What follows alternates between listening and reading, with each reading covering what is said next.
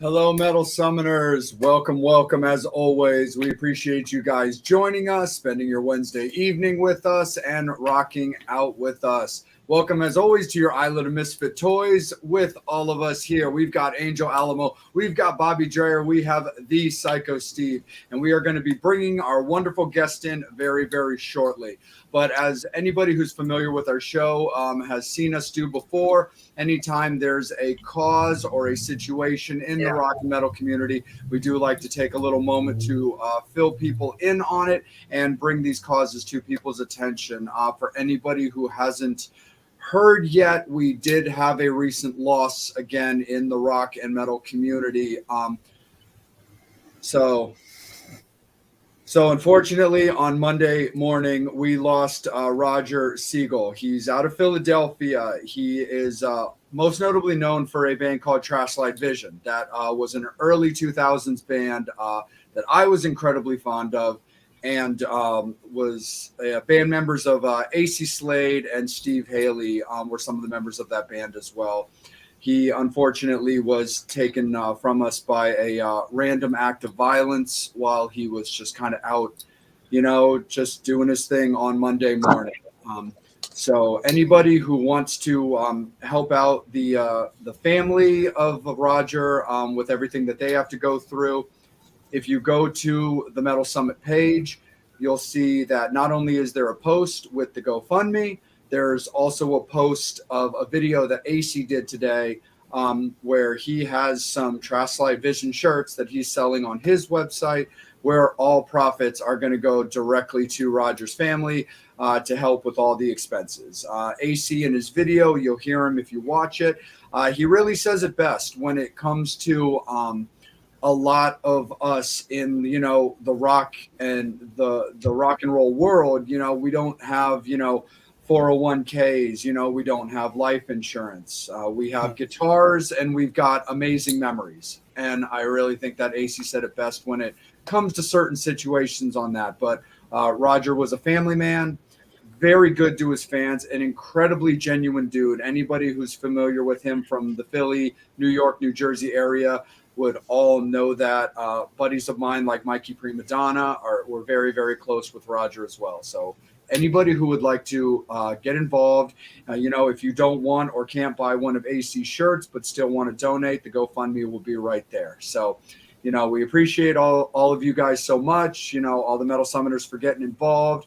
But also just even if you can't donate, just bombard them with love and support and everything. Nobody expects for a loved one to be taken from them so quickly. So our well wishes and our love goes out to the Siegel family, and we really appreciate anybody who shows them love and support. And Angel, Bobby, Steve, thank you guys so much. I appreciate you guys for that.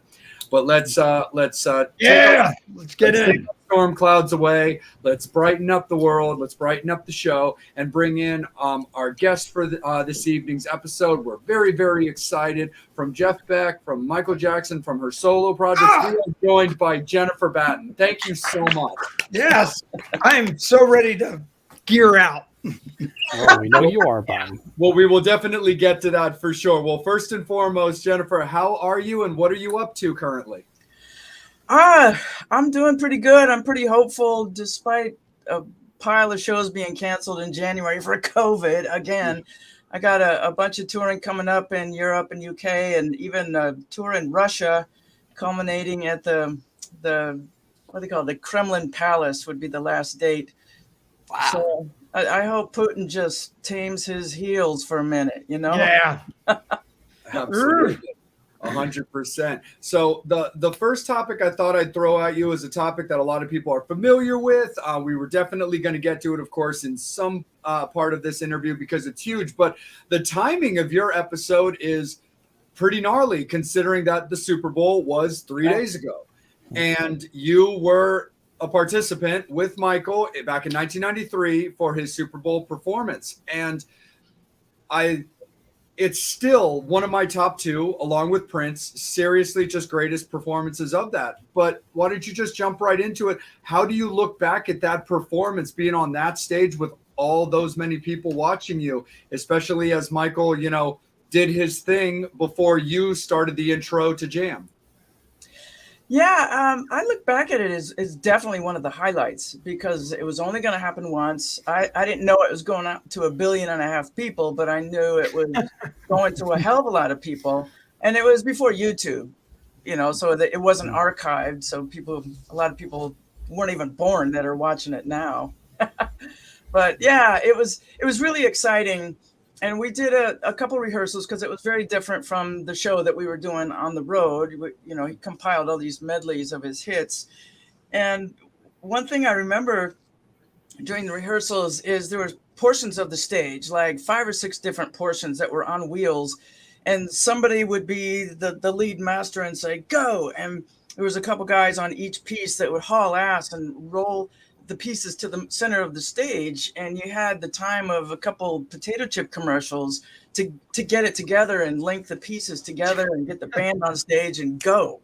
It was a little bit frantic, and honestly, I don't ever recall Michael being nervous that I could see, except for that show.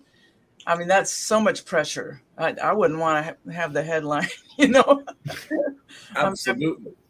Absolutely. And it's cool when you're kind of talking about the pieces and getting everything on the move, because the Super Bowl, like, it's such a huge performance, but it is a timed thing. And one of the things I thought would be kind of cool to talk to you about is, so like, whenever you would watch documentaries about Michael, whether it was, the This Is It, or even any times that he would talk about, he loved talking about what he referred to as the sizzle. Like that idea of just building the crowd up and getting them excited and just giving that time to soak it all in. And I remember seeing a behind the scenes featurette from the producer's point of view, where Michael was kind of like delaying and delaying and delaying that start, like waiting for it to build till he was ready and going and going and going. And I remember a part of the camera would show where the producer kind of started freaking out. He's like, Michael, go, start. You got to go. You got to start. And then, glasses off, looks over in your direction or to signal it. And then again, you started into the first song. What do you remember about just that delay, for lack of a better term, before you kicked it off? Honestly, I think it was a mistake, because he would do that every night, and it worked because it was 50 or 80,000 of his fans. But these were football fans. There was of course a certain percent that were Michael fans, but they were not crapping their pants like a Michael crowd. So I think that was a mistake. Gotcha.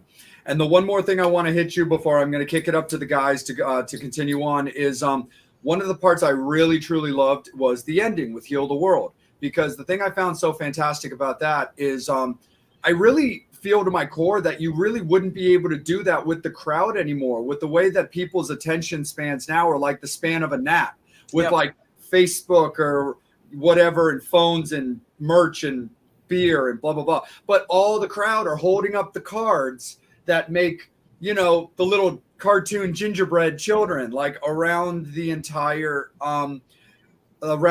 stadium. And if you watch the performance and you pull it up on YouTube, it's really about the kids that all come to the stage while Michael's singing that final song, and you don't really see yourself or the band in the latter part of that. But I was just curious, from your perspective, your vantage point, like, what do you remember about just witnessing something like that? Well, it's interesting you should ask, because that whole performance was so compartmentalized. I didn't know all the other stuff that was going to happen. Like the beginning of the show, if you do a freeze frame, I'm looking like this, like, what the hell? Because there was an impersonator that was in one scoreboard and a poof of smoke, and the guy would pop out.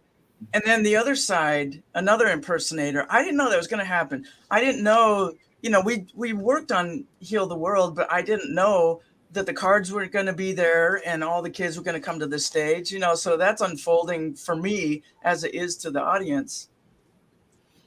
Absolutely. No, 100%. So I just thought it was super cool to reminisce a little bit about that, because I was thinking about it like 2 weeks ago when I'm kind of looking at the calendar and about who we have going up. I'm like, wow, we're going to have Jennifer Batten like 3 days after the Super Bowl. Like, Yeah. That's amazing timing. So let's kick it to the guy who set that up. Steve, great job on the booking, and jump on in, brother. Thank you. Don't forget to take care of your waitresses and bartenders. Okay. So speaking of the Michael Jackson thing, how did it come about? Like, were you referred by somebody, or did you try out, or a combination of both? There was 100 people that auditioned, and his team contacted Musicians Institute, where I was teaching at the time, and there was a referral service there. So they sent 2 of us, and I was one of the lucky people that got called to go audition. And I asked when the last possible time I could audition would be, so I could stay home and work on tunes. And it was 2 or 3 days later. I bought my first CD player. That's how long ago it was, 1987. Wow. So I could hear parts more clearly, or at least that's what I thought in my mind. And I got a bunch of tunes together, and then I went in, and there was no band. It was just me and a guy with a video camera. And Rory Kaplan was a keyboard player. He was there, but he didn't play. It's just kind of like the only guidance I was given was to play something funky, because that's 95% of what would be asked of me in 2.5 hours. People know me for the 16-bar Beat It solo, but that's this much of the show. So I played something funky. Then I just started random soloing. I played a tapping solo that I worked out for John Coltrane's Giant Steps that ended on my first record. And I ended with a Beat It solo because I had been playing that in a cover band for a couple of years. And I thought he might just find that useful. And honestly, that bought me a house. Awesome. So I got a call. Every day I'd come home I was doing a lot of teaching at that point, and we had the answering machines long before cell phones. And I go, damn, nobody called. 2 days, damn, nobody called. Third day, I got a message basically that Michael was interested, and can I come down and play with the band and just see how it goes? And they, I stayed up till 2 o'clock in the morning every night, just shedding, just working on tunes. And they never told me I had the gig. All of a sudden I had a passport and a ticket to Tokyo, and I'm going, well, it's looking promising, but I wouldn't tell anybody what was up. I was just subbing out all my other work. And Sheryl Crow was on that gig, and we were both really insecure. And I remember specifically, one of the top 10 moments of my life is we went to Japan for the first leg of the tour, and he shut down the Tokyo Disneyland so we could hang out for a couple hours by ourselves. And I was in one of the shops, and I had this Daisy Duck toothbrush holder that you push down on Daisy's head, and the eyes would go back and forth for as long as you were supposed to brush your teeth. I thought, this is the shit I spend my money on. So of course I bought it. And I'm looking at it, and Michael comes up behind me. I didn't know he was anywhere near me, and tapped me on the shoulder and said, I like how you're playing the Beat It solo. And that's the first time I felt validated, like, oh, this is going well. Wow. So 10 years later, I was able to do 3 tours with him. And I mean, huge life changer, as you might imagine. Absolutely. Amazing. For sure. Definitely. Steve, why don't you stay with it, bud? Okay. And then as far as so I was very fortunate to get to see you with Michael. I saw Michael 3 times. I saw the Victory Tour. Okay. I'm showing my age now. And then, of course, I saw you guys. And then I also saw Dangerous Tour. Right. So I was very, very fortunate. Were you a Michael Jackson fan prior? Yeah, I really was. From, I liked the Jackson 5, but I didn't buy any of the records. But Off the Wall, I think still holds up today. It's so strong. The performances, everything about it. So I was a fan since then. And I remember maybe a couple months before I got the gig or even auditioned, I remember talking to my sister about how he was so popular. There's Michael Jackson toothpaste, Michael Jackson orange juice. He was everywhere, and all of a sudden, boom, I'm on the tour. And I'll never forget being in Cork, Ireland as a gig that we did. And the whole town turned into Michael Jackson town, where you'd go to a local cafe and everything on the menu had to do with like a Dirty Diana omelet, So it was. I don't even want to know what that is. Haggis.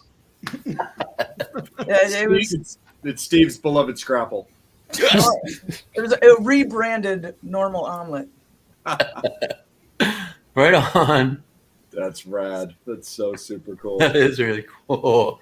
All right, Wow. it's that guy. I can see him getting excited and antsy, Mr. Angel. Dreyer. No, oh, You Jennifer, guessed it look, wrong. everybody's going, Michael. I don't know why, but I'm going to go another route. Jeff, heck with everything. We're going Jeff. You did 3 tours with Jeff. The coolest thing is you did 2 albums. And then, on Who Else you had What Mama Said. And then on You Had It Coming, you get the first cut on the album. You got Earthquake. So that's what I want to know about. How the heck do you're the side guy, or side person, which is really cool, but you get the first cut on Jeff Beck's album. You have 2 tracks on there that you got writers claim to. Yeah. First, I'll answer the question that came through. I started playing when I was 8 years old. Yeah, I was a Jeff fan since my teen years, and when I was with Michael Jackson, the guy I mentioned earlier, Rory Kaplan, was a keyboard player. Yeah. He had done some teching for Jeff, and when he was with Jan Hammer, and he knew I was a Jeff freak, so he said, I'm gonna introduce you guys, and then the bastard never did. So when the Dangerous tour came up and I knew we were going to England, that was my number one goal of the tour, was to meet him and get an autograph. And every country we went to, we would always have the Sony reps hanging around after the show. And I'd always ask, does anybody know how to get a hold of Jeff? I want to invite him to a show. And eventually somebody came through in London for one of the Wembley shows. And 2 opening acts went on, and then Michael canceled the damn show. I was devastated. I thought, of all the shows that we're doing in a year, you have to cancel this one. So I called Jeff up and said, I don't know when or if they're going to make up the show, but can I meet you anyway? And he was really sweet. I went to the studio he was recording at the next day. He was doing his rockabilly record at the time, and he played some tracks for me. And I brought my video camera long before the smartphones, right? You got these big honking video cameras. And I start shooting him because I asked him to play a couple things, and my battery went dead immediately. I go, what an idiot. I'm never going to have this chance again. And poof, it's gone into the abyss. Well, my first record had just been released. Yeah. When we went out for the Dangerous tour, I think that's how it went. And I gave him a copy of it. And I also did a video for Flight of the Bumblebee where I was covered with 150,000 live honeybees. And MTV in UK was showing the video. And they had just given me a copy of it with an interview that we did. And so I gave that to Jeff because it was in a different format. You can't play those videos in America, California. Anyway, these were my offerings. I got my autograph and thought that was it. I'd never see him again. I got, bucket list done. And he called me a couple months later and said he finally had a chance to listen to the record, and he said, let's record a record together. And I just pissed myself, It's like, I didn't see that coming at all. And Jennifer, how much of a challenge was it going from Michael to Jeff? Look, you were a fan of both, but look, if I was on, I got to play with a lot of people, and I know what it's like to sit there. Earl Slick, Paul Stanley, Vi, everything, Gilbert, all kicked my butt. You sit there. How do you go toe to toe with Jeff? You don't. I was there to support, and he didn't have to give me any solos. He always did, but I was just happy to be on stage. And it's interesting because when we first got together, it was at SIR in New York. And at that time, the band was going to be Tony Levin and Terry Bozzio. Wow. And so I go in there. Of course, I'm crapping myself. I did as much prep as I possibly could. But just being in there was kind of daunting. And I expected Tony Hymas or some keyboard player to be there, and there was nobody. And that's when I found out I was it. And so he was happy to have me just play guitar. And I thought, that's not going to cut it for, Cause We Ended as Lovers or any of those songs that people expect. So then I really got into guitar synthesizer. And that ended up being at least maybe 70% of what I did was covering keyboard stuff. Oh, you mean with this thing? I wish it was the triple play. It was the Roland gear back then. This was 1999 or 97, something like that. It was the Roland gear, and it's slow triggering compared to what you can do today.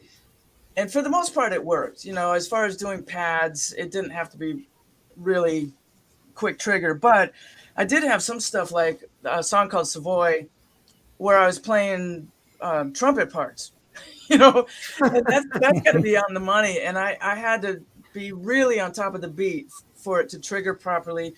And there was another one on the second tour I did with him where I doubled a melody, triggering a flute sound with him. And at that time, it wouldn't track a tremolo bar. So you couldn't do any of that nuance. And it was so frustrating. If you pushed down the bar, you would hear the note come back up. You couldn't choke it, So is what it is. I never would have got that deep into guitar synth if it wasn't his gig. So I'm glad I did that. And, of course, it was wonderful playing with him. But the hang time on the bus, too, was just as valuable. We'd listen to music all the time, and just to hear his opinions about different artists and the stuff he would listen to. I mean, it would go from Ornette Coleman to the Spice Girls, honestly. I seen him on his 50s gig when he played here in the Keswick Theater, and it was amazing because when he was look, me growing up close to the Iridium, big Les Paul fan. I'm a Lou Paulo, bless his heart, love Lou, studied with him for a while, but God, when he How High's the Moon, when Jeff did it, it was like smacked me in the face. I'm like going, nobody did that other than Les, and Jeff pulled it off. You wouldn't believe the vocabulary he has that nobody's heard. The stuff he'll do on his own that I guess he doesn't feel secure enough to do it on stage, or maybe he thought people wouldn't expect it. But we were going to do Goodbye Pork Pie Hat at one time. Wow. And I think we broke out acoustic guitars, and all of a sudden he's got this jazz vocabulary I never heard from him ever. And of course he's got the rockabilly thing. He was really deep into that. One of his party pieces is the theme to Beverly Hillbillies, the banjo stuff, because he's got those right-hand banjo chops. It's just really impressive. So it was a real honor to get see that side of him, and just to have all the hang time. Well, I'm going to flip it over to Angel. Next time around, we're going gear. We're going deep. We're going your favorite Jeff guitar. You mean that I played with him? Or one that you really like that he used? Because he used everything from a Telly to, like I said. Oh, yeah. Well, it would be the Strat for sure. And honestly, it was an honor to get to play with him, but I would go to rehearsal real early, play his guitar through his amp, like every day, and just go, what the fuck? It's like, not getting anywhere close, because of course, the sound is in his hands. No pick, too. It's everything about. Well, here's the thing, though. He would do 99% of the show with no pick, and then he'd do something like Scatterbrain that's in 9/8 and really fast. Yeah. And the chops were there. He could play blistering with a pick. And, you would think if you didn't spend much time with a pick to just pick it up for one song, it wouldn't be there. But he's a freak. Everything he does is really his bridge was cocked like that. Yes, I have mine set the same way. Yeah. Yeah, and the song "Where Were You" to play a melody with harmonics is, you just try it. It's not easy, and he's got such a good pitch. If his guitar's out of tune, he'll bend the notes in tune. So between "Where Were You" and "Angel Footsteps," where I didn't even realize he was doing this for a while, because when we were on stage, I was behind him and I couldn't see his hands. But he took, for the second melody of that, or maybe it was the last melody of the song, he would put a slide in his right hand and go beyond the 12th fret, where, to go between half steps is a micro movement. Yeah. And he's got it. It's just, he's one of those guys. I would see him working on something. In fact, I remember trying to teach him a tune that I had written that we were going to work on, and he wasn't getting it. And I'm like, okay, here's the world's greatest guitar player, and he's not getting it. And I don't understand why, because I feel like, I did a lot of teaching, so I'm not one of those people that go, you just do this, blah, blah, blah. I go, okay, let's take 4 notes. And I realized what he was doing was translating it into Beck world, where he's not necessarily going to play it there. He's going to choose the best sounding tone on each string. And, things like that were really enlightening. Absolutely. That's 100%. incredible. That's incredible. Angel. You said it right. Yeah, Angel, it's all you, brother. How are you doing this evening? How are the Metal Summoners? Awesome. Everyone's just super excited. So I'm going to get right to it. Just from Candy Burton. Hey, Jennifer. Martin Motnick told me to say hello. How did your contribution to Dream Chaser album come about? Email, like most of my work. I wake up and it's like Mission Impossible. You wake up and see what your thing is for the day. Yeah, I was really glad he asked me. It was a really inspiring, beautiful song, and it just kind of brought out another side of me. I'm really proud of that, and I'm not proud of some of the stuff I do. So there's that. Okay, let me get to next question. I just want to say, hi Charles, welcome to the show. So watching for the first time, which is always fun. I'll bet it was fun doing that awesome lead Eddie did on Beat It. And about Jeff Beck, did you do any of his songs from the Badass Wired album? Yeah. I mean, we did Goodbye Pork Pie Hat, Blue Wind for sure. I'd have to have the track listing in front of me, but there's a live album you can get, a DVD that we shot in Japan. That's got, you'll see the track listing on there. You can probably find it on Amazon.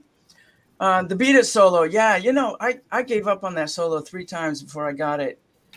When I first heard that solo, I was at a band rehearsal and we were plugging in and just chatting, and the radio was on. And Beat It came on for the first time. And when it came to the solo, everybody just stopped and looked at each other like, what did we just hear? It was definitely not your average pop worked out solo. It was so wild and so freaky with such new techniques. And I set about to learn it on a cassette in 1984, I guess. And I had one of those cassette decks where you could slow it down, but it was analog. So you slow it down and it changes the pitch. So I'd take it down a whole octave and till it's mud. And I couldn't figure a couple things out, but I finally got it, and, it bought me a house. It's still a challenge. It's still a challenge. One day, he was rehearsing next door to my band, Van Halen was, and I ended up hanging with him, and he wanted me to show him the Beat It solo. So I played it on his guitar, which was really daunting because anytime I put a guy's guitar on, it comes down to my knees, I usually have my guitar up pretty high. And his tremolo bar, mine is always set, so I always know where to grab it, and his was loose. So that was a little bit of a challenge. But then he took the guitar and started playing it himself and trying to remember what he did, because it was improvised and he never played it with Van Halen, of course. And it was really, I would have given anything to have a smartphone video at that time, because he played the same notes, but it's certain things he played in a different way. He had a ridiculous stretch he was able to do that I can't do. So I added the right hand tapping for one thing. So that was a lesson right there. Nice. No Wow. pressure. And my question to you is, when you were on tour with Michael Jackson, were you able to, let's say, walk around the hotel lobby and around town without being recognized? No, not when my hair was 2 feet high. Yeah, that's exactly what I was thinking. I was like, I don't know. I'll tell you though, one of the most fun experiences was I was in Japan on a day off after a show, so my hair was still up, and there was an outdoor market, and there was a girl that stopped me, and I thought she was a Jackson fan or something, and she goes, "Hello, I am English student, and I would like to practice my English with you." And I go, "Great." And so she goes, "So what are you doing in Japan?" I said, "Well, I'm here playing with Michael Jackson." And it's like dead silence. And then she's like, "Oh, oh, oh." So I think it was a school assignment, and she totally scored. Nice. And That's- just Go gonna ahead. get one more fan question. This Absolutely. is from Julie. She wants to know, who's your favorite female musician? Two come up immediately. Laurie Basilio would have to be my favorite guitar player. Brazilian wunderkind. She's amazing, so musical and ridiculous creativity. And oh God, what's the Indian bass player? Mohini Day. Oh my God, she destroys people. Incredible talent. Oh, that's awesome. One of the people that I wanted to also talk to you a little bit about, because it goes back to Musician Institute with you, and he's a friend of the show, is that you knew and worked with Steve Lynch back in the day. And do you still keep in touch? What do you remember about those really early years with Steve at the Institute? Yeah, we do keep in touch from time to time. I remember we used to call him Jazz on 10 because he was the resident rocker and everybody else was trying to be jazzers or fusion people. And I specifically remember we had an assignment of transcribing a solo and playing it with a band. And he did 'Cause We Ended as Lovers, Jeff Beck. And it just slayed me. It was just so much more exciting than anybody else's solos. I think that led me to, after I graduated, I learned every solo on the records Blow by Blow and Wired. I could play every single one of those at one point. And during the year, we would get a seminar by monsters, Pat Metheny, Lee Ritenour, Larry Carlton, Tommy Tedesco. And one month it was Emmett Chapman who invented the Chapman stick. Yes. And for people that are not familiar, Tony Levin's probably the most famous guy that plays it. And it's basically a big fat neck. It's got 5 bass strings, 5 melody strings, tuned in fourths or fifths, and it's all tapped. There's no picking involved. And at that, I was in the 3rd class that GIT ever had, and there was 60 of us, and 59 of us were thinking, yeah, it's really interesting, but we're just trying to get these 6 strings down. And that's going to take a lifetime. But Steve, it planted a seed in his head, and he started experimenting with tapping. And this is parallel timing wise to Van Halen. It's really before Van Halen really got big, 1978. And I would look at what Steve was doing, and I thought, this is the shit. It sounds so incredible. And I had my plate full when I was at the school, just trying to keep up. But as soon as school was over, I wrote to him and said, can you send me your demo? He had 3 songs he had worked out that are all tap solos. And I tried to figure out what he was doing, and it just sucked. And I was just using one finger. And so I drove up. School was in LA. I lived in San Diego after that and drove back up to LA to have a lesson with him. And that's when he had the manuscript for his first of 3 books on called The Right Touch. And he taught me enough that day that just set me off to experiment and really understand how to take it somewhere. So he was a really big influence on me just for that. Wow. That's awesome. So rad for sure. We love Steve. Steve is absolutely fantastic for sure. Let's go to our Steve of the Psycho version. Okay. So, was guitar your first instrument? No, my first instrument was the recorder. That's my oldest son's first instrument too.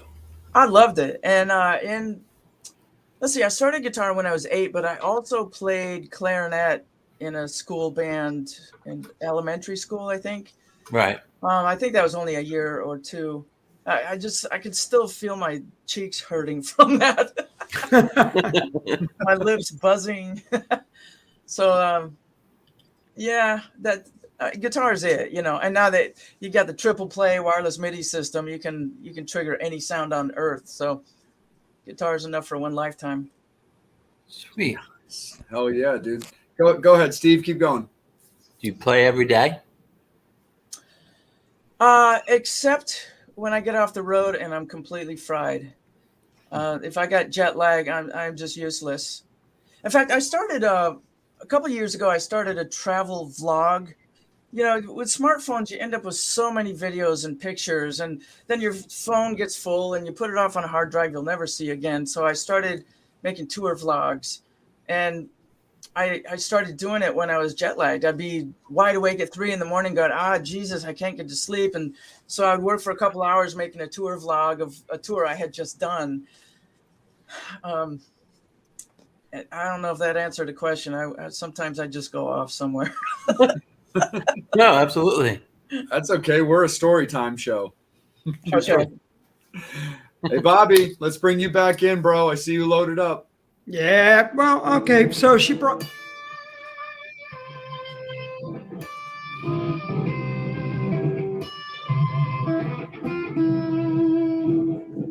So you talked about this puppy. Yeah. The Jeff, which is probably one of my favorite strats that I have. But you had your own iconic instrument yourself with Washburn, the Parallax. And again, you were one of the first people other than, oh God, who else was, well, it was you, Adrian Ballou. There were a couple people playing around with all the MIDI stuff back Holsworth, but you were really the first one who kind of took it to the rock end. Everybody was going to the jazz end, and you went, which is amazing. And look, when this stuff craps out, it craps out, and you're there. But you embraced it pretty well. But tell me how you found out about, the Roland things, because some of the first Roland guitars with that big bar that came across the top, the old Roland. I mean, really, what drew you to that end of the MIDI? When I was at GIT, Don Mock was one of the 3 teachers with Joe Diorio and Ron Eshtay, and Don was into that stuff, into the early MIDI stuff, and he sounded incredible. I didn't dive into it for years. I went into a Guitar Center one day for a guitar strap and walked out with a MIDI system. I had no plans. Duh. We all 160 guitars. I don't think I could. Yeah. Well, I started experimenting with it. I never read the manual. I would just trigger stuff, and I put some stuff on my Momentum record that was synth, and I never learned how to record MIDI. I would just play it live over and over and over again until I could get it. But it wasn't until I got the gig with Jeff Beck that I really got super serious with it and into programming. And at that time, oh my God, it was such a pain in the ass because I had 2 Roland 1080 modules with sounds. And in order to blend sounds, you had to tell every string what sound you wanted on it. Yeah. What velocity. And then do it again with another sound. And if you didn't like the combo, then you start all over. So programming was a slice of hell for that. It's a lot easier these days.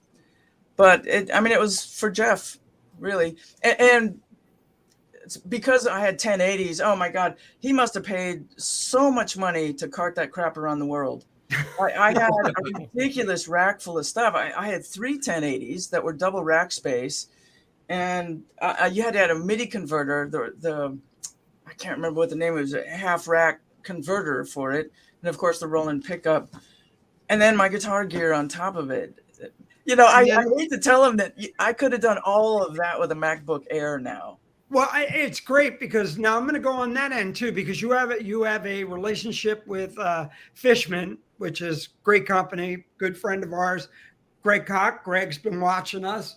The triple play, and that's how I fell in love with you, seeing you at NAMM going, oh, really? She's carrying around her lap book and doing everything she can on the rolling through this, and and you can trigger and it tracks amazing with a little baby dongle, which is one of the things I think the best demo for tracking speed is I would do Jocko's Teen Town and trigger a fretless bass.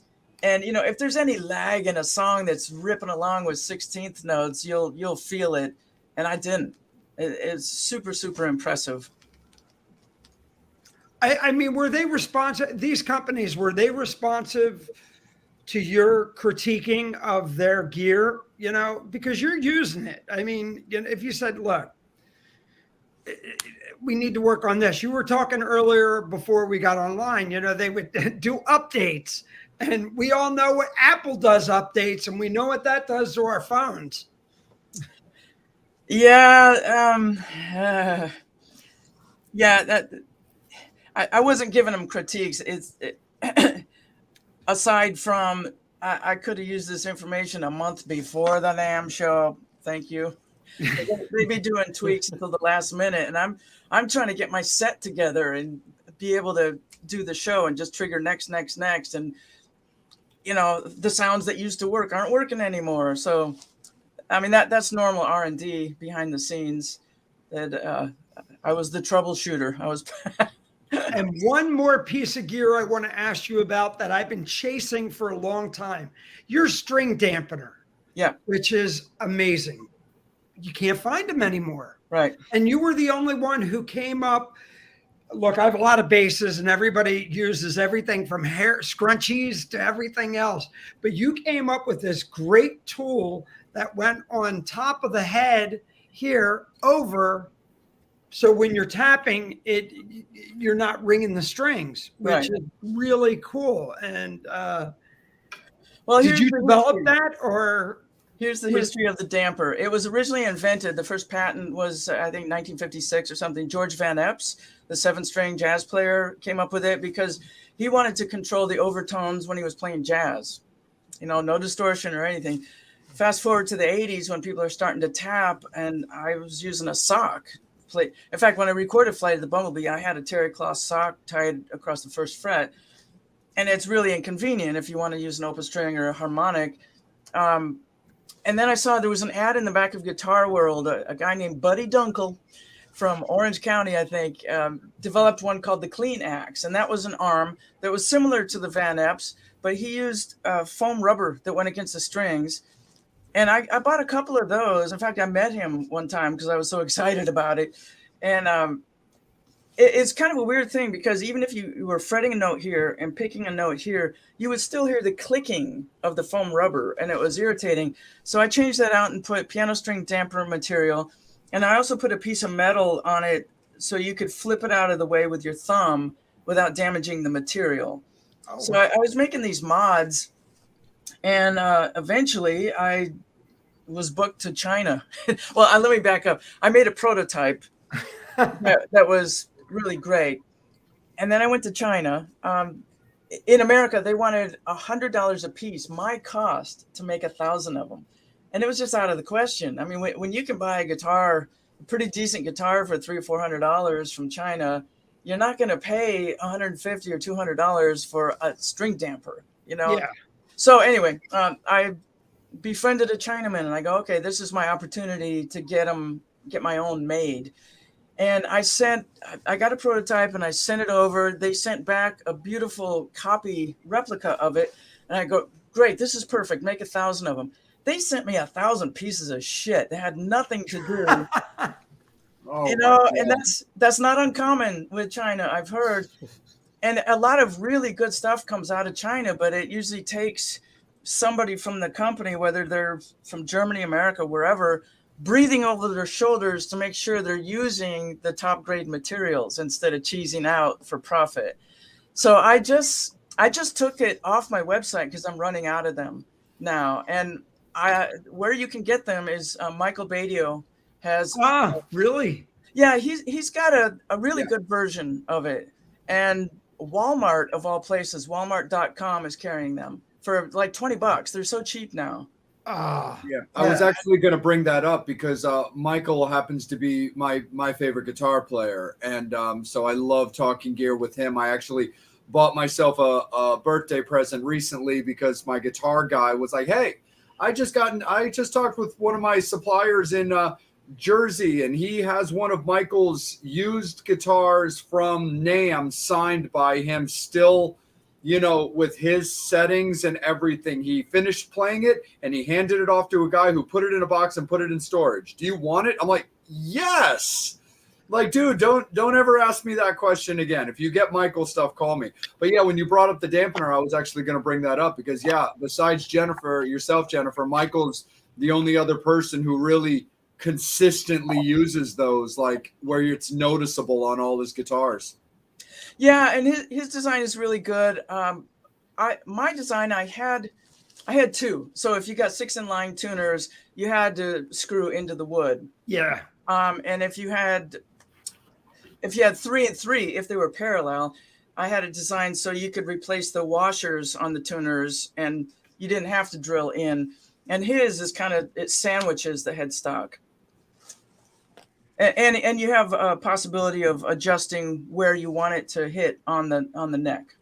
Yeah, because I think his is it connects like right at the nut, like right at the base of the neck stock, and I think it wraps around, I believe.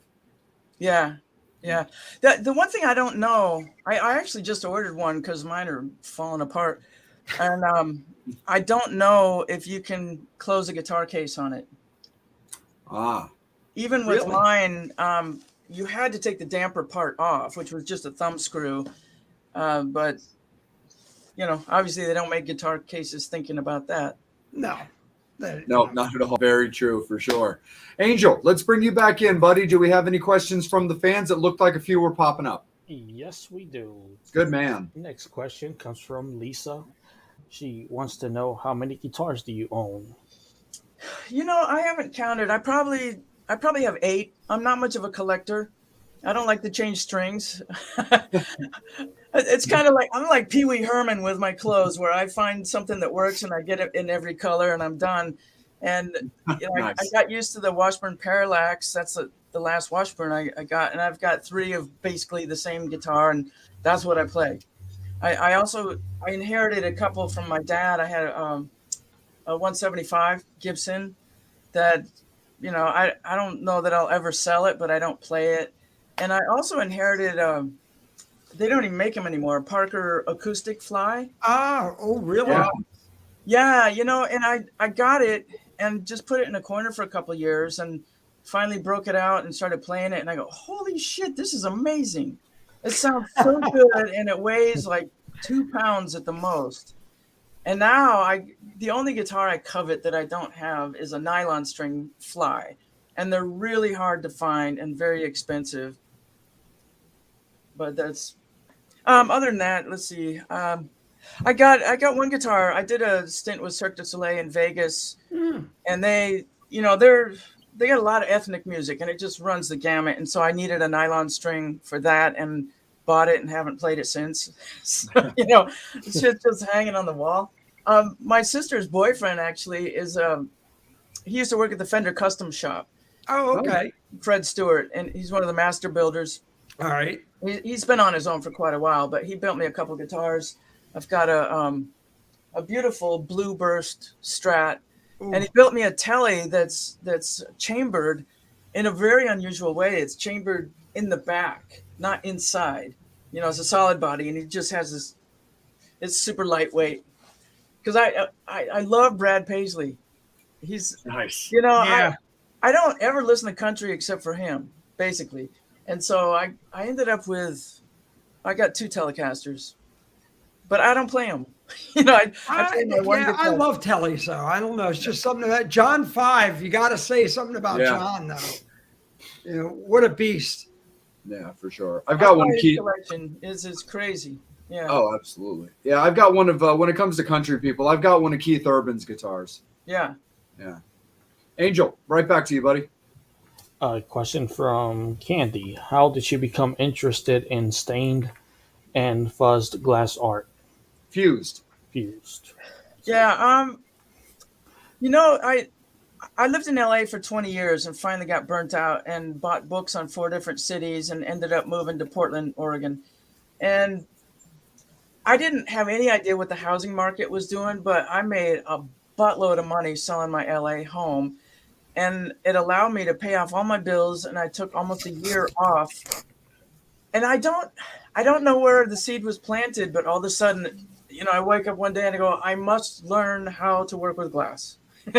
So I took lessons from this woman that had a glass shop, and I learned stained glass, which is really involved, cutting all the pieces out and then grinding them and putting foil on them and then soldering together. And then I kind of migrated to fused glass, and I got so into it, I ended up with 3 different kilns in my garage. I had a small jewelry kiln, and then one that was maybe 18 inches, and then a 44-inch thing that looked like a coffin, and I was always cooking stuff. You're a Pacific Northwest girl, Dale Chihuly. Yeah, I never got into glass blowing. There are so many ways to do glass. I got into beads for a little bit, and wow, it's a great meditation, but I wasn't very good at it. It's like working with honey. You got to keep twirling this thing so it doesn't drip. That's a real art. I got one of those books that said 4,000 beautiful beads, and I'd be looking at these going, my shit doesn't look anything like this. But, I found that doing visual art is a really great balance to music. So I got into that really deeply for 3 years. I sold most of it. In fact, I did one of my proudest stained glasses was a Django portrait. It was about 2 feet high, and it sold to somebody in the UK for probably way too cheap. And then I got into steampunk art, which was much cheaper. Glass art is not cheap. Well, I love that belt you have, that steampunk belt you're wearing. Oh, yeah. Yeah, I'm obsessed. I don't know where that came from either. I just wake up one day and go, oh, steampunk. In fact, I have a band in Portland. We're playing Friday night called Jennifer Batten and Full Steam. So everybody's dressed steampunk and goggles and the whole 9 yards. But then I started going to thrift shops like Goodwill's, and I would find stuff and just try to imagine like this little piece of crap could become this, and fantasy airships. And I have one piece that's about 8 feet tall. And I remember specifically going, man, I got so much junk in my living room. It kind of looks a little trailer trash. And next time I go in a thrift shop, I got to get something small. So I walk out with this 4-foot candelabra. And it took me about 5 years, but I've created this little steampunk world with little tiny people and World War II pilots in here. And it just went up and up and up and up. And now there's a light on top. So who knows what the next stage will be. We're getting older. We just, this is the world we want to live in. Let's create it. Oh, thank God we have music. I mean, Jesus, can you imagine people going through the pandemic without a guitar? I got Martin Motnick saying, hey, Bobby, here's the stuff. Tell Jennifer I found it on Kmart. What stuff? The dampener. The dampener. Oh, Kmart too. Yeah, Kmart.com or was Walmart. I'm sorry. He just sent it over to me. I was about to be like, Bobby, there's a Kmart somewhere, and Martin He goes, Walmart. I can't imagine what it takes to get something that is such a niche product into a Walmart. Yeah. Like the buyers are going to go, this does what? For who? Look, I walked in Walmart yesterday. I needed another COVID shot. Yeah. I was just like, whoa. Plus, they're so big now. It's like, oh my God, they're like mega. Yeah. It's like you can get everything in it. Do your food shopping and date your cousin at the other end. Ooh, Oh, they that's deep, when I seen you could get your taxes done at Walmart, I got a little nervous. right? Yeah. I'm pretty sure that's where Trump got his done. Definitely, it's definitely possible for sure. Angel, get us back on track, buddy. It always happens this way. I always got to get back on track. It's your responsibility. I'll pass I on. made it his responsibility. I'll pass on that responsibility to Julie, who wants to know, where do you play in Portland? This Friday we're playing at the Ponderosa. It's going to be the first time the band played there, and it's been known for years as a country bar. So I'm just hoping we get some people in there. The good old boys. Do you got a cage in front of you? No, it's actually a very nice stage. Really, really nice room with a good sound system. So I'm looking forward to it. And we're adding another background singer this time for the first time. So it'll be fun. And it's the last time we're going to play in town till summer because I'm off touring in the spring. Do you do the singing as well? Oh, you don't want to hear me sing. That'll clear a room. So I got to ask real quick, do you do any of anybody that you toured with? Do you do any of their songs? Oh, in my band, it's a cover band. Yeah, it's 80s covers. We do Journey, Toto, Michael Jackson, Van Halen. We do Dr. Feelgood, Motley Crue. Nice. And I've got a ZZ Top medley. Sweet. Very We're cool. all over the map just to keep me entertained. We're actually doing this comic disco medley that starts out like a bossa nova, just to have people go, "What the fuck are you doing?" And then we go into Casey and the Sunshine Band, Michael Jackson, and Morris Day. It's really fun. Oh, that's Nothing sick. wrong with that. Keep people happy. Absolutely. For Keep them sure. guessing anyway. Yes. Oh yeah. Definitely. Angel? I'm pretty sure Steve is shopping for a disco outfit right now. Actually, I am. Steve, you look like a monk. Turn the light on. Like, What are you doing in the dark? Supreme candidate for a ring light. They're like $20, dude. There you go. That's all your. That's all. Mine's right there. Yeah. Julie wants to know: do you like the smaller shows or the big shows? You know, I like a variety, and I like a variety of gigs too. You know, I got my cover band. Right now, I'm doing a bunch of different Jackson tributes. I got one in UK, one in Brazil, one out of Argentina, another one in Mexico, and then just started with one in America, and that's fun. And then I just launched a duo show. The singer in my cover band and I've been doing a multimedia show by myself for many years, where I play. I embed the audio into video and play along with it. And now I have a duo. So half the show is my solo show, and then I bring a singer on for the second half of the show to lift it a bit. So I don't ever get bored, that's for sure. My question is, how do you prepare for a tour? And when you do go out on tour, how many guitars go on the road with you? That depends on the budget, which usually means one. You know, it's something like Michael Jackson and Jeff Beck. You can bring whatever you want, but when I just, for the first time in a long, long time, I took two guitars with me. I just played Arizona a couple weeks ago with my singer who wants everything tuned down to E flat. So I do my solo show in normal tuning, and then I got to grab another guitar to play with him. So basically, if I break a string, I'm screwed. You know, a lot of the gigs, it depends on the size of the gig too. I've been playing with a Jackson tribute in the UK for about 5 years now, and his crowds are pretty big, like 500 to 1,500, depending on the day of the week. And there's no tech. So if I break a string, you know, and I'm just guesting on 6 songs. So if I break a string on one, it's going to take me a whole other song to change it, because now I need, you know, I can't even see the strings. I have these special glasses seen on TV with lights on the side of them. So anyway, so I asked Western to provide a guitar. So they keep it there for me. So I have a spare guitar if I break a string. But if it's a clinic or something, I can tell stories while I'm changing the string and people can wait. Well, here's a good fun question from Jackie. What's the craziest thing that happened on stage? And Oh, with there's who? been so many things, like gear breaking and smoking. I remember giving a clinic one time and I looked over. That's before, this is how long I've been touring. Now, pretty much the power supplies are universal. You can take the same supply to Japan or Europe or whatever, and it'll switch automatically. But I used to have to bring this giant power changer. And I looked over at my power strip, and there's literally smoke coming out of it while I'm playing. And I go, oh, this is not good. You know, Meltdown.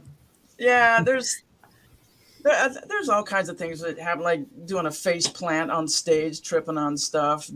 Ouch. You know, if you've been on stage long enough, you've had a handful of stories of nightmares that you don't want to remember. Thank God you did them before the age of everybody having a camera going on, because the next day it's up and can't live that down. Yeah, that's a kind of a horror show. It just is what it is. I wish I could take most of my YouTube videos down. But when I complained about them, you know, the people that put them up go, but I like it. I want it up. It's like, ugh, gun to the head. Nice. Right on. Steve, let's bring you back in, brother.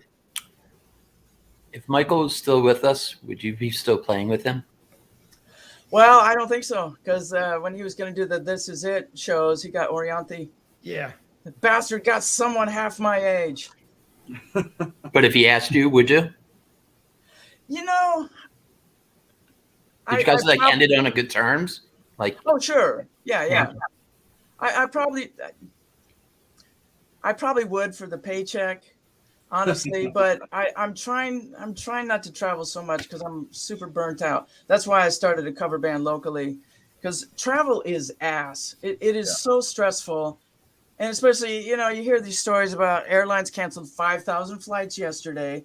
Yeah. So you're stranded, your connection didn't make it, you don't know where your luggage is, and it's happened so much, I'm just over it. I don't want to do it anymore. So if I could beam over like Star Trek, like bam, I'm in Paris. Okay. Jennifer, you based more in, where are you? Washington? Portland.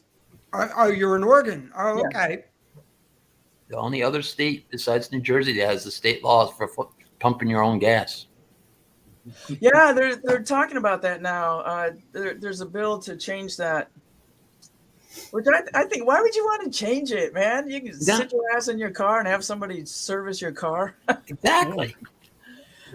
And the whole reason to do it was for safety, because, you know, now that Oregon is so used to it for so many years, you know somebody's going to be pumping gas with a lit cigarette and blow it sky high. Yep. Because people are fucking stupid. And now weed's legal, so they're smoking everything. Oh, yeah. That's a party. That's a party. Yeah, just what you need when you're filling up your gas tank, also to get like blown to hell from an e-cig. What a ride.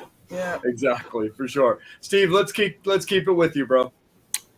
Let's put an all-star band together, shall we? So we have you on guitar, of course. Yeah. Who do you have on vocals? Who do you have on bass? And who do you have on drums?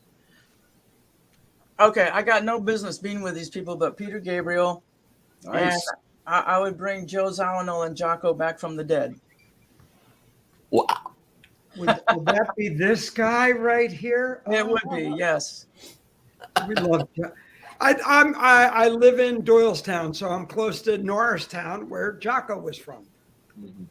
Okay. Yeah, man, I was so into Jocko. I still have it. I'm big. God. I named my dog Jocko too. Nice. My dog's name is Dimebag Daryl. my cat's name is Motley. So Jennifer, I got to ask you this real quick. All that time on the road with Jeff, because we ended as lovers, wrote by Stevie Wonder. Yeah. Did you got to think about it. Did Jeff really appreciate that the song was given to him? I mean, that it became that iconic, or did Stevie go, shit, I should have never gave that song away? Because it's just. Well, here's the story.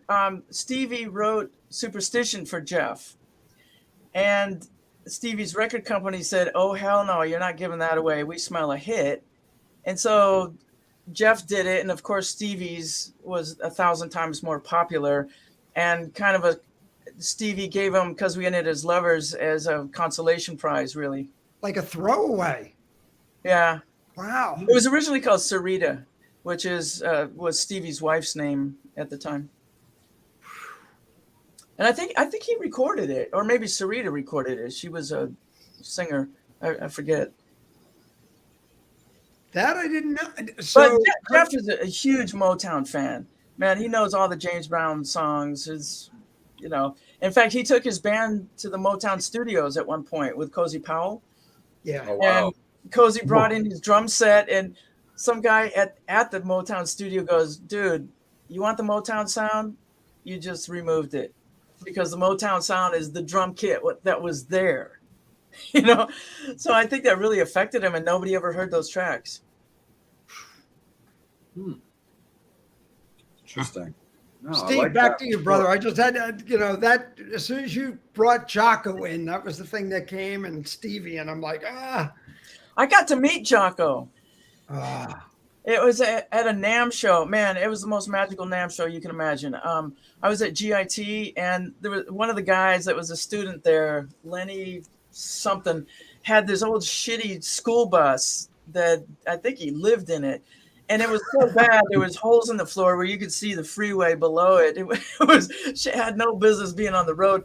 But he took us all to the NAMM show when was it? 1979, I think. Wow. And that was before they were checking ID. And the next year, I think because the whole class went, and we were just a bunch of punks with no money, they didn't want us in there. So then they started getting really hardcore with the ID, and I started making up fake IDs to get in after that.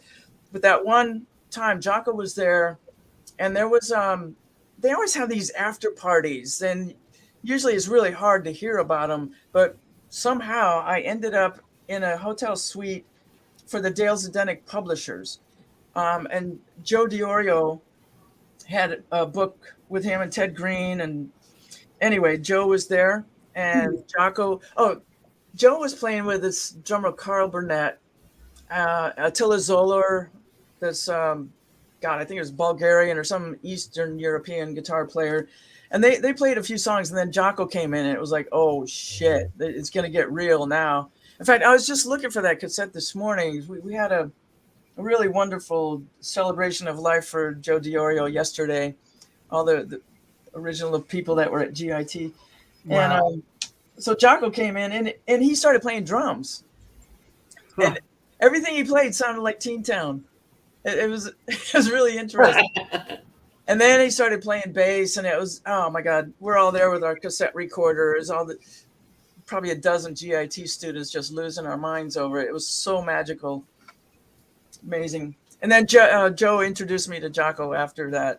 And it was like, woo! Growing up around here, I mean, I studied jazz and everything, but big Weather Report person, and, Yellow Jackets. And, so it was, Pat Martino lived, right around the corner here, right up the road was, Lou Apollo, that I could go up the Iridium and, Richie Cole played, I gigged with Richie a couple times. Dude, we're going to do Batten. I'm like, oh, stop, dude. I can't play that fucking fast before shred. But, it's amazing. Yeah, Jocko, never be another bass player like that. No, he was a freak. He was a shooting star. Like Van Halen, that just created tornado that just is connected to some other thing. And how he died was, so Wrong. wrong. Yeah, I mean, broken, poor. Yeah. It was really. That whole thing was so horrifying because he was so straight, and he made a pact with his brother because his dad was a bad alcoholic. They made a pact that they were, in fact, my memory of it, maybe it's from the book of his life. His dad came home raging drunk one night, and they hid in a closet, and they made a pact that they would never drink. And he was super straight and just into music. And then he gets in Weather Report, and Zawinul was kind of like, "Are you a man or a mouse? Drink this whiskey." And it was just downhill from there. Because he looked up to Joe like he was a father. And so bad company. And it's a shame. Yeah. Like you brought up Pork Pie Hat. I mean, Joni Mitchell. Yeah. And that tune right there, when, Jeff doing it and you talked about it, I'm like going, wow, hearing Jocko play on that just blows your mind. Man, I remember, the Joni film, the live concert with Pat Metheny and Jocko.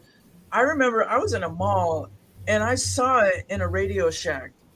And I just stood there for the entire thing, not thinking, this was something you could buy.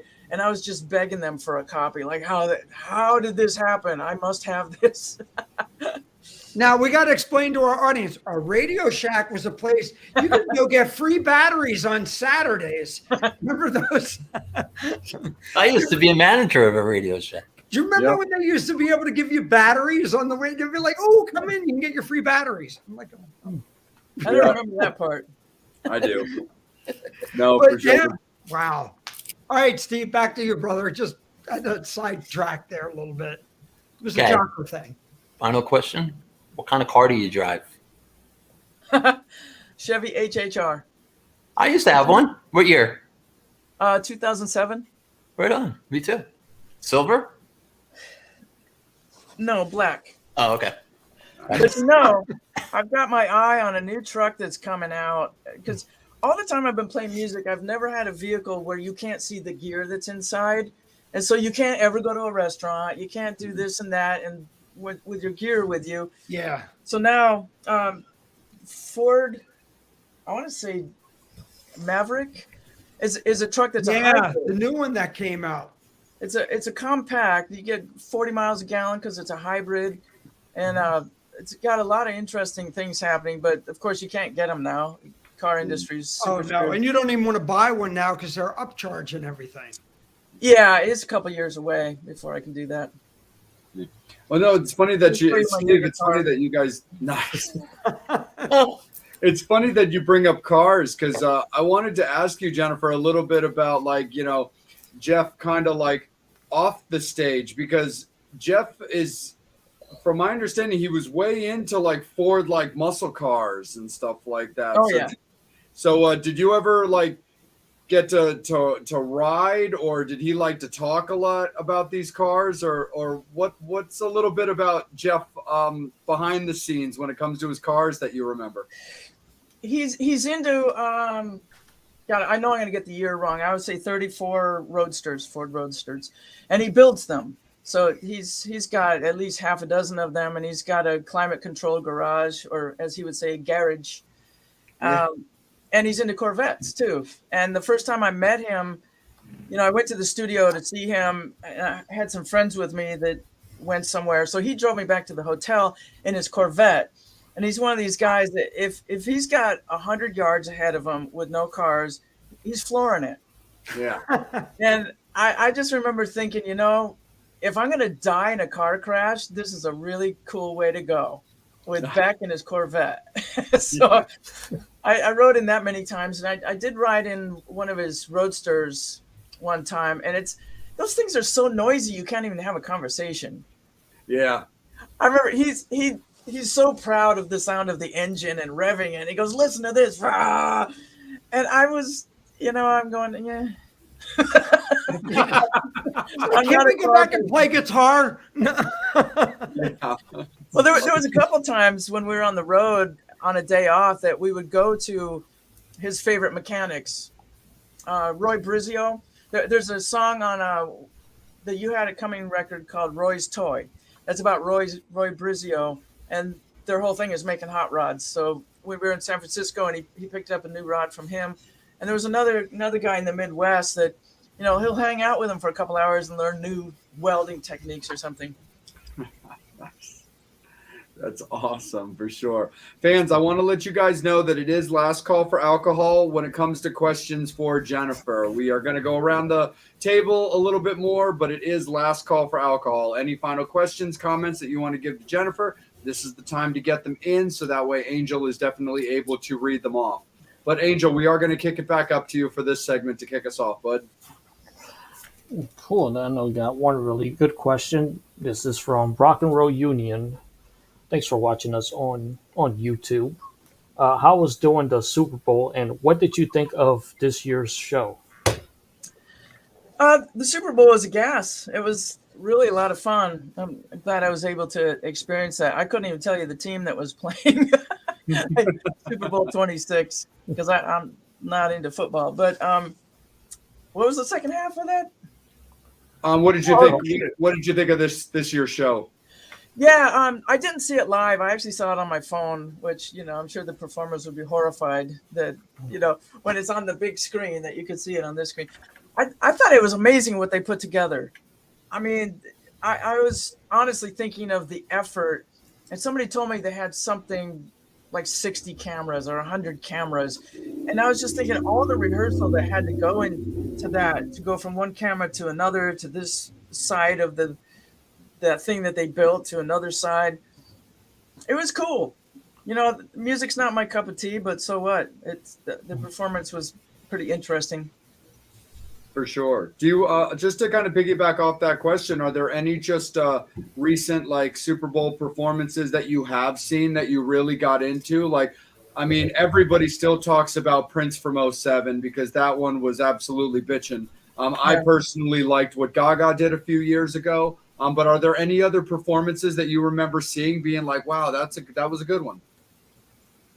Yeah, what was the last one? Was that J-Lo? And there was two women. Yeah. Well, they did. Yeah, it was like J-Lo and Shakira and and I think there was a third one. I think they did like a Latin performance. I really enjoyed that a lot. I will say that the Super, Janet got so much shit for the wardrobe malfunction. And I mean, some of this is borderline soft porn. And I think that's a drag, especially when you got little Super kids Bowl watching. kind of looked like the Dream House Barbie on there, it was of Compton. I actually did think that when I was watching it. I was like, they kind of look like they're performing on top of a dollhouse. Yeah, I'm like sitting there going, oh, wow. All they need is Snoop with a tube. I'm sure that was in the green room, making it green. Yeah, it was green. It wasn't in the green room. It was out in public because somebody shot it with a cell phone. You could probably. Oh, did they? Yeah, getting ready for the show. Wow. That's awesome. Angel, stay with it, bud, because I saw a question for a second. Yes, I just want to get to Bill real quick. You asked about the tour dates. I posted the link below. Thank you. The site where you can find the tour dates. And just for your entertainment and pleasure, I posted the first few tour dates. Of course, there's more besides the one that you see below, but those are the ones that are coming up in the near future. And now I'm going to get to your question, Bill. Okay, cool. Here it is. Give me 1 second. Oh, there you go. Can you talk about teaching and learning guitar? How you tell someone to go about learning the fretboard? Slowly. I think one of the things about learning is you want to have, if you're learning a solo or whatever it is, you want to have it down now. And one of the treacherous things is if you take on too much of a chunk at a time or you're playing it too fast, you're going to start programming mistakes into your computer. You can think whenever you learn something new, there's a synapse connection that happens for the first time in your brain. And as you do repetitions, that actually physically gets larger. So you can think of it as like the size of a hair, size of a string, size of a rope. And then when you've done maybe 150 repetitions correctly, It becomes the size of a chain, and you get on stage and you're not going to fuck up. But if you go too fast and start doing mistakes, maybe you have one folder in here, because really you're programming a hard drive with code every time you learn something new. You got one folder with 75% correct, and the other folder is 25% with that one or two mistakes that you make. All of a sudden you get on stage with an audience and all these other variables. Your brain goes, let's pull from the 25%. We haven't done that in a while. So really important to play slowly and perfectly as you can. And as far as learning the fretboard, same way. Don't try to learn the whole thing at once. Learn the first 3 frets, then up to the 5 frets, and add a couple.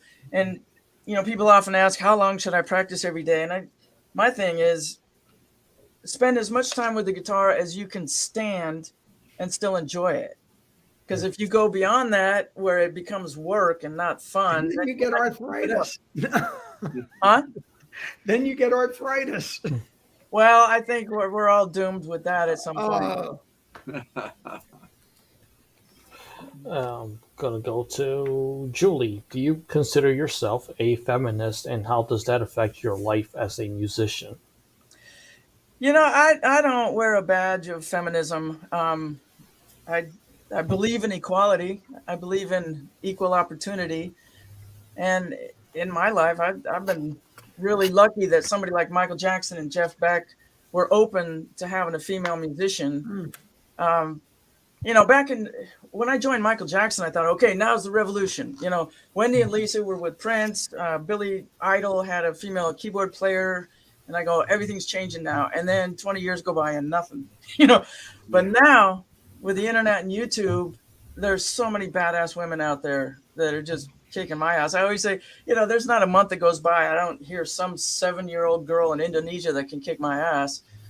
Well, then, but you got to look. You got Lizzie Hale, you got Orianthi, you have Nina Strauss. You got some women out there really paving the way, kicking ass. And, it's great. I love seeing that nowadays, that the women are the ones really taking the reign and really making a name for themselves. Alice bringing, Nina out. Yeah. For sure. I mean, I was actually into Orianthi. Like, I was stoked when she got picked to play with Michael for This Is It, because I was already a fan of hers from kind of a bluesy hard rock, her first solo album, which was called Violet Journey. And so I was like, I'm really into this girl. I think she's absolutely fantastic.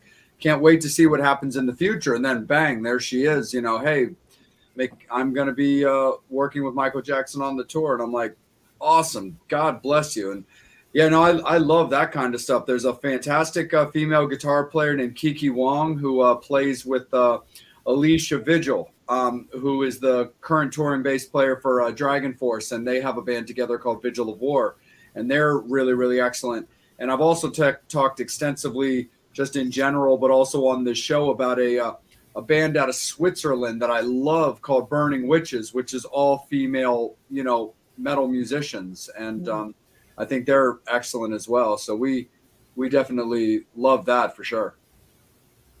Yeah, times are changing. It's about time. It's still, I remember when I was in Guitar Player magazine, I got the cover many years ago, right after the Bad tour.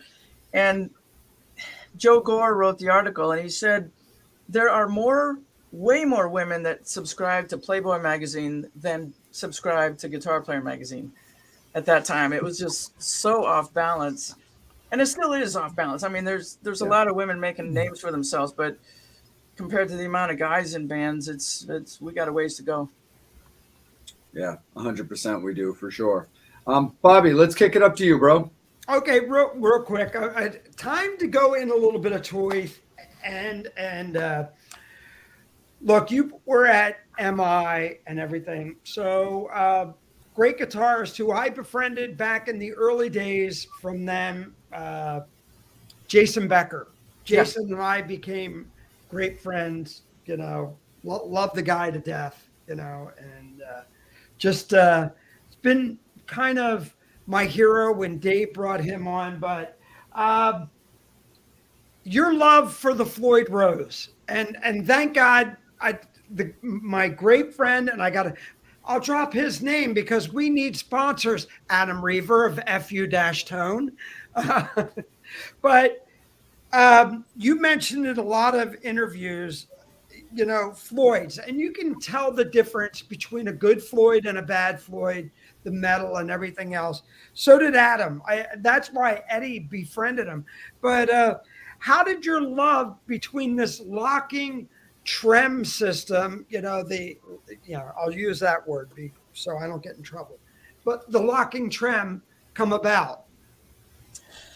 I mentioned earlier when I was at GIT, one of our assignments was to transcribe a solo and play it with band. And Jesse Gress, he's toured with Todd Rundgren and Tony Levin, and I think he's still running for Guitar Player Magazine doing transcriptions. He did a Jan Hammer tune, and he had a Strat with a tremolo bar, and just seeing him play that, it sounded so good. It's like, that moment in time where you go, I must have that. And after I graduated, I got a Strat with a trem, and that bastard would not stay in tune.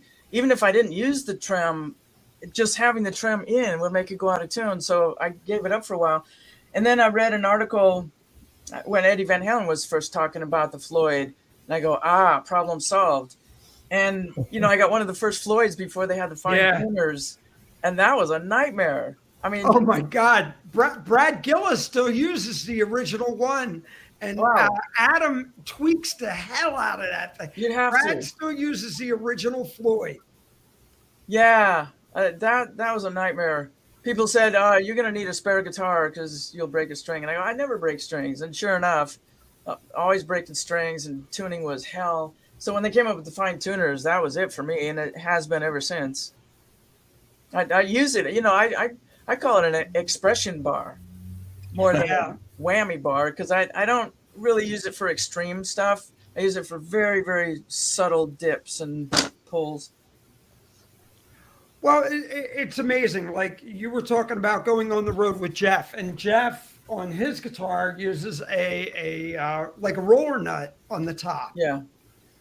And his bar is definitely because the way it is, but he's another one. He's not a, beast with that thing. Not like Phil Collin, who will take it and shake the shit out of it. Yeah. But, look, it's definitely, it's a statement for a lot of people. Ed, Randy, I mean, there are those people who used it not as just a up and down thing, but as another vocabulary. Yeah, I dig it. I don't ever want to play guitar without it. Really, it's part of my thing. Between that and the whammy pedal, I use the whammy pedal a lot, set to a whole step down, so I can bend chords and make it kind of emulate slide. I use the two for different things, and also the vibrato that you can get from the trem bar when it's floating is very different sounding from a finger vibrato. So I like to have the option of either. How did you get, and last question, how did you get involved with MI, GIT back then? It was that infant stage, it was the thing. And I studied with a lot of teachers who came out of that whole period. And then one thing to lead into that, you're with TrueFire, which is great. If anybody really wants to study with you, all your, stuff that you did on there is amazing. But talk about MI and GIT, the early stages, I was in the third class they ever had, and I saw an ad in Guitar Player Magazine for a weekend symposium. And I lived in San Diego, and that was going to be in Hollywood, so it was easy enough drive. And man, I went up there. They had Joe Diorio, Ron Este, I think Don Mock, Howard Roberts, who wrote the curriculum, Jackie King, Mundell Lowe, all these jazz monsters. And honestly, everything went over my head because I was never taught theory. I was taught finger-picking techniques and songs and how to read some basic stuff. And before the weekend was out, I auditioned to get into the school, and I flunked. I remember one thing, the president is the guy, Pat Hicks, that audition me, one of the things he said is, "Can you play a G major 7 chord?" And I go, "Yeah." And I play at first position G dominant 7. And I didn't know the difference. I didn't know chord scales. I didn't know harmonic minor, diatonic, or anything. So he said, "You're not quite ready for the school." So I went and studied for 6 months with Peter Sprague, who was a bebop guy in San Diego. And that really kicked my ass into gear. He was having me learn Charlie Parker solos and, and learning chord inversions and chord scales. And so 6 months later, I was able to get into the school. And that was the third class they ever had, which I'm glad I wasn't in the first class, because the school was not ready. Day one of the school, people are building their own learning modules because it wasn't ready. But you think about it, the people that you've touched, and let me throw this out before Jay throws a question. Who are some of your students that you've seen go on to greatness? I think the most famous one was Pete Thorne. Wow. I knew him when he was just a Pete. little baby Canadian puppy. Oh, now every time I see him at NAMM, I'm going to go up to him. You're a little cute little Canadian puppy. Yeah, I really liked his personality. We got on great, and he was like a sponge. And I asked him to be in my band at one point. And wow.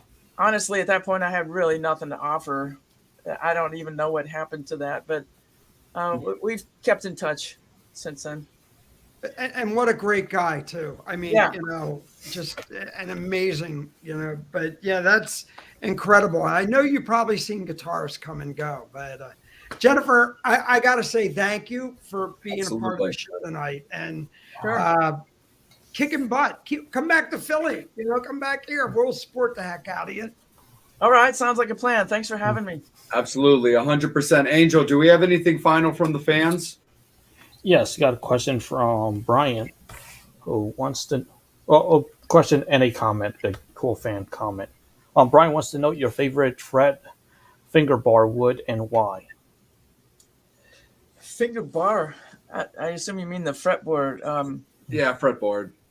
Rosewood, and it's just because I'm used to it. I had ebony early on with a Les Paul, but for some reason I don't like maple. I don't. No? I don't know why, but I just don't. Yeah, I don't have a good reason why I like rosewood. Nice.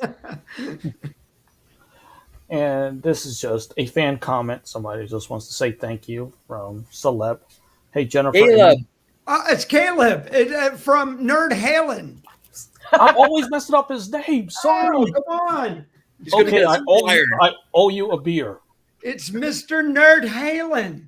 Next time Nerd Halen plays in Philly, I will buy you a beer for messing up your name 500 times. I apologize. Hey. Okay, so what does Rock Cruise? So what does Celeb have to say, Angel? Celeb.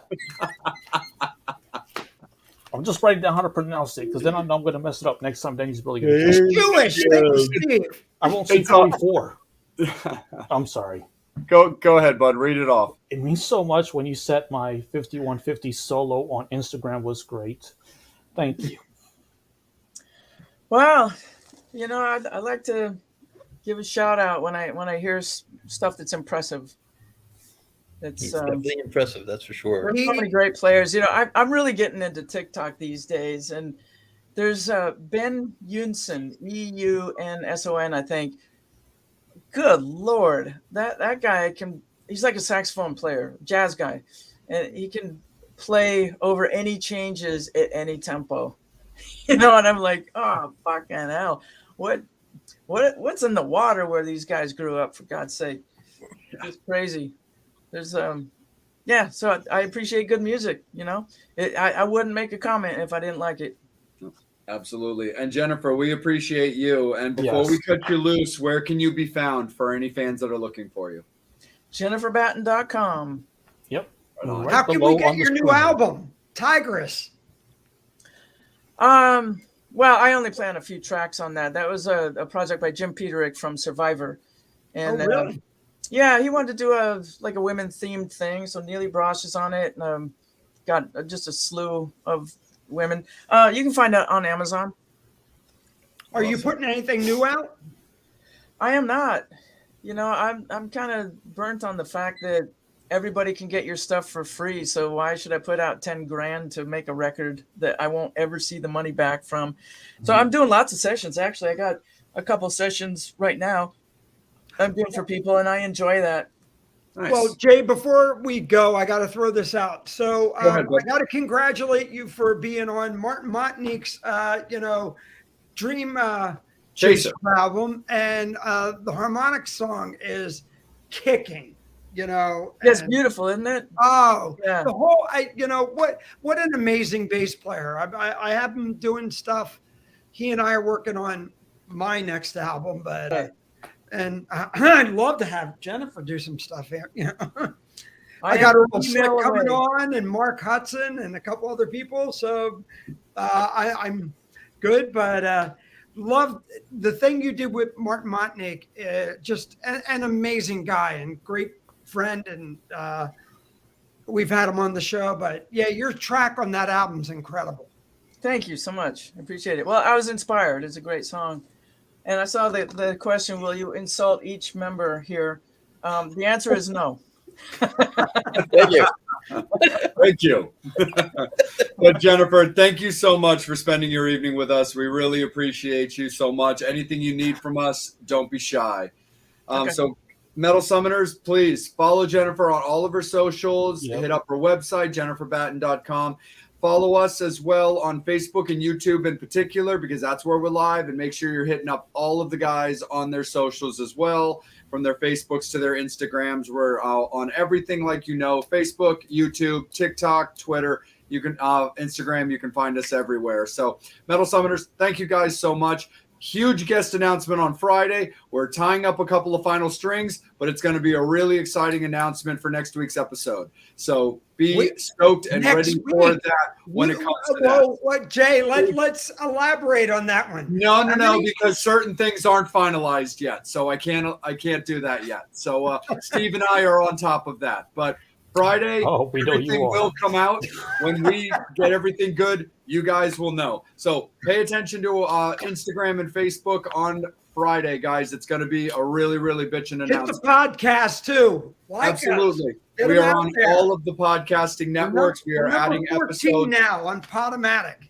Absolutely. We are adding episodes every single day of all of our back catalog right all the way up until now. So you can find us on everything from Apple to Spotify. So it's going to be fantastic. Metal Summoners, we love you guys so much. On behalf of the Island of Misfit Toys, for Bobby Dre, for Angel Alamo, for the Psycho Steve, I'm Jay. And thank you again, Jennifer. We really appreciate you guys. Take care. Love each other. Again, thank you so much to anybody who's helping out with Roger Siegel's situation. Thank you guys so much for anybody who wants to get involved with that. We love you guys so much. Announcement on Friday. See you next week. As always, you've been watching the Metal Summit. Thank you. Thank you again, Jane. Appreciate you.